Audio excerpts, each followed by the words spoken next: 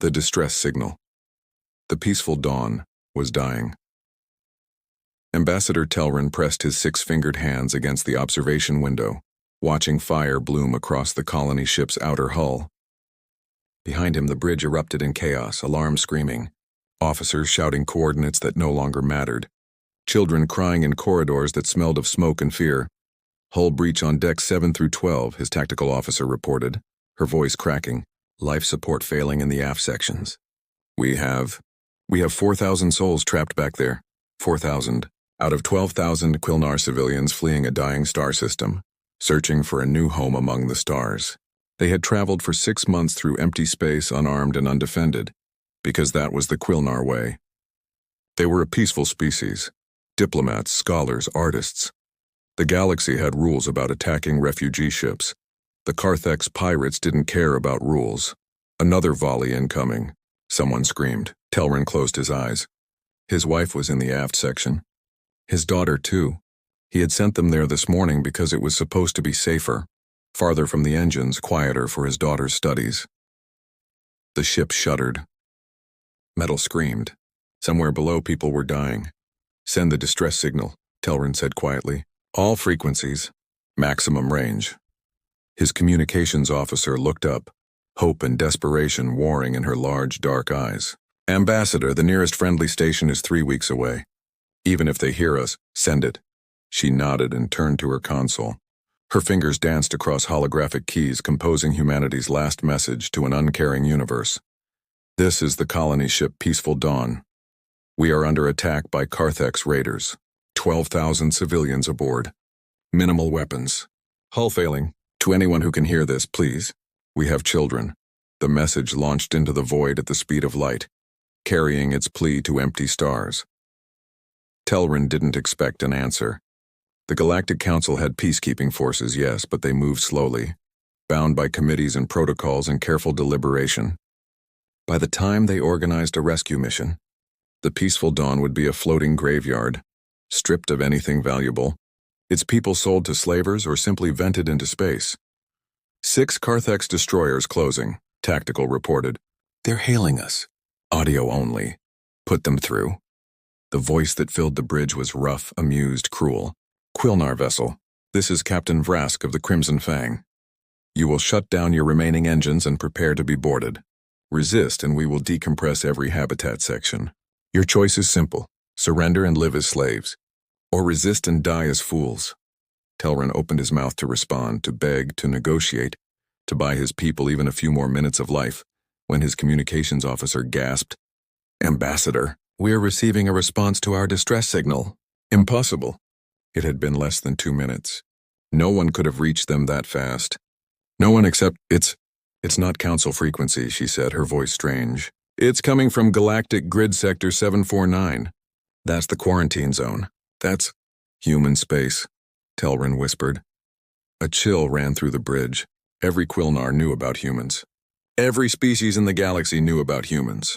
They were the newcomers, the Deathworlders, the apex predators from a planet so hostile it had spent 4 billion years trying to kill its own children. Earth was a Class 12 death world, a planet of natural disasters, megafauna predators, microscopic killers, and violent weather. By all rights, nothing should have evolved beyond bacteria there. Instead, Earth had produced them. Humans. Pack hunters. Pursuit predators.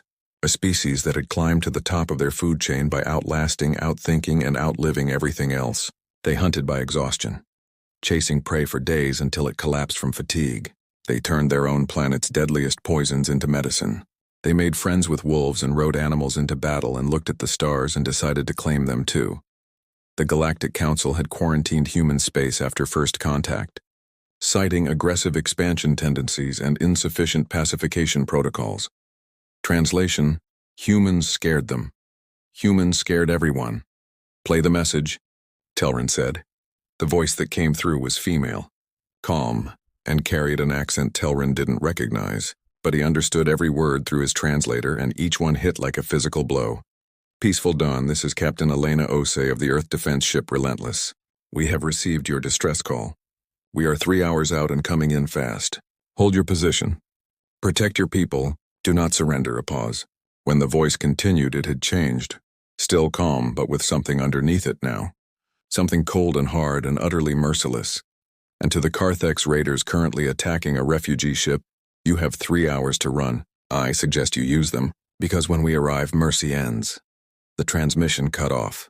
Telrin stared at the communications panel, his mind struggling to process what he'd just heard. 3 hours? The humans were 3 hours away and coming to fight. For strangers. For aliens they'd never met. For people who had nothing to offer them but gratitude.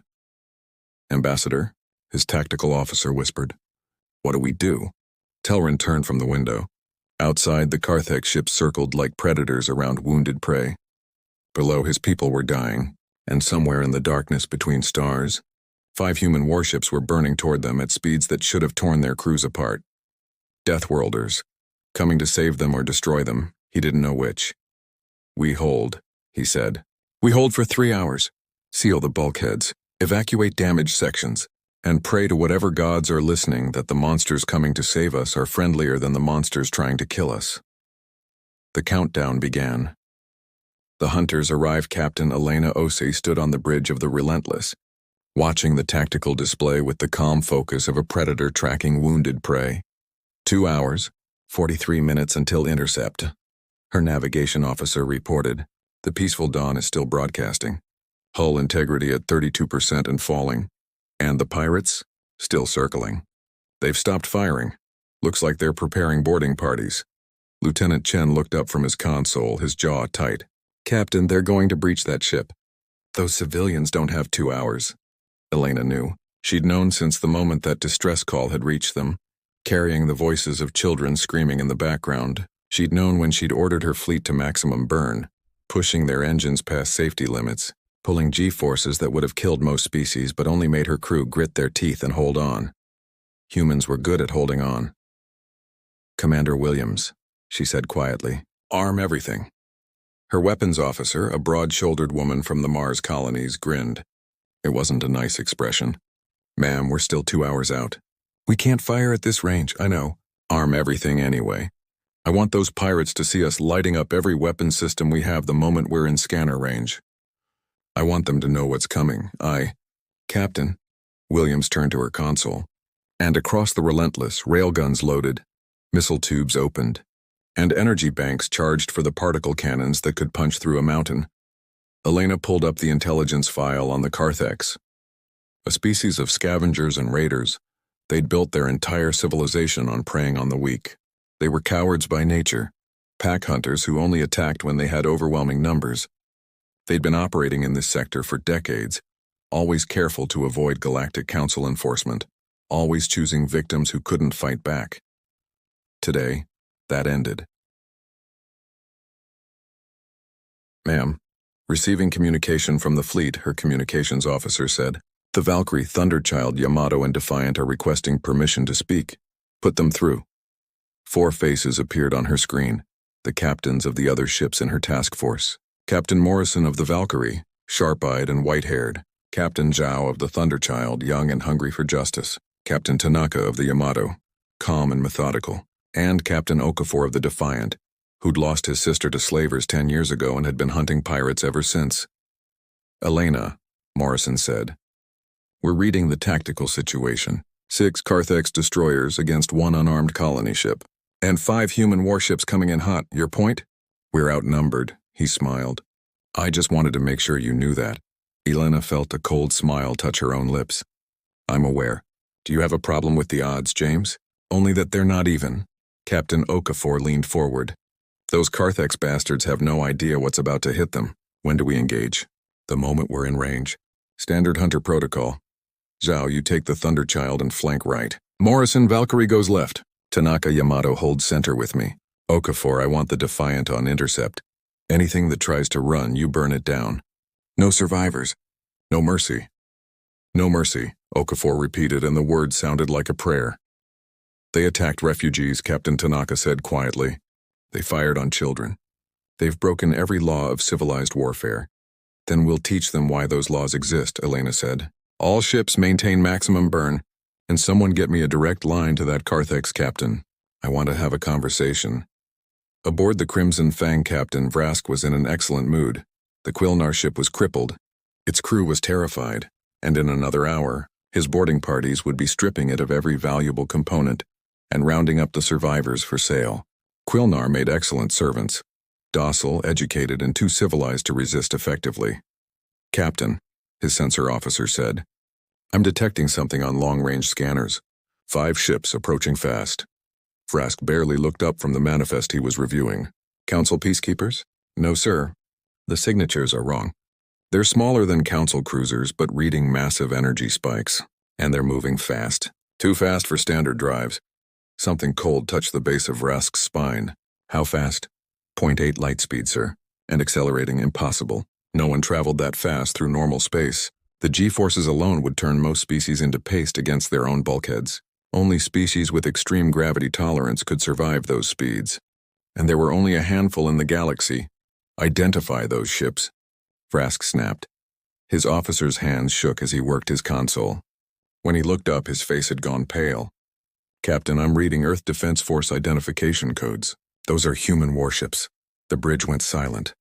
"They can't be here," Vrask said, but his voice had lost its confidence. "Human space is quarantined. They don't leave their sector." "They don't—" "Incoming transmission," his communications officer interrupted. "Audio and visual. It's from the human fleet. Block it. Sir, they're overriding our encryption. They're broadcasting on all frequencies. I can't stop it." The main screen flickered to life, and Vrask found himself staring at a human female. She was smaller than he'd expected. Humans were famously short compared to most species. But there was something in her eyes that made his blood run cold. They were predator's eyes. Hunter's eyes. The eyes of something that sat at the apex of its food chain and knew it. "This is Captain Elena Osei of the EDS Relentless to all Carthax vessels," the human said, her voice eerily calm. "You are in violation of Galactic Convention 372, attacking refugee vessels. You have 2 options. Option 1, power down your weapons, shut down your engines, and prepare to be taken into custody. You will face trial for piracy, attempted murder, and crimes against sapient beings." She paused. Her expression didn't change, but something shifted in her eyes, something ancient and terrible. Option 2, run. You have 47 minutes before we're in weapons range. Use them. Another pause. "But understand this, if you choose to run, we will hunt you. We will chase you across every system, through every jump point to every corner of space you think might hide you. We will pursue you until your engines fail and your crews collapse from exhaustion.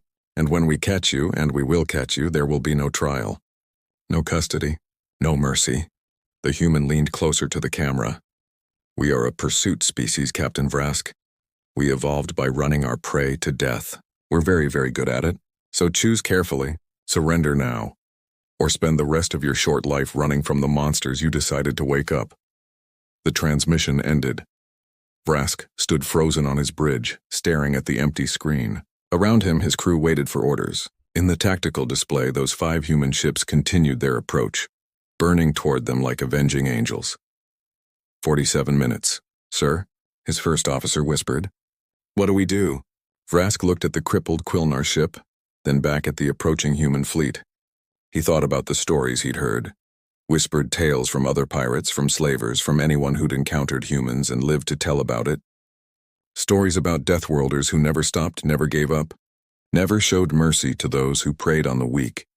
He'd thought they were exaggerations. He'd been wrong. "Break off the attack," he said quietly. "All ships. Emergency jump, now."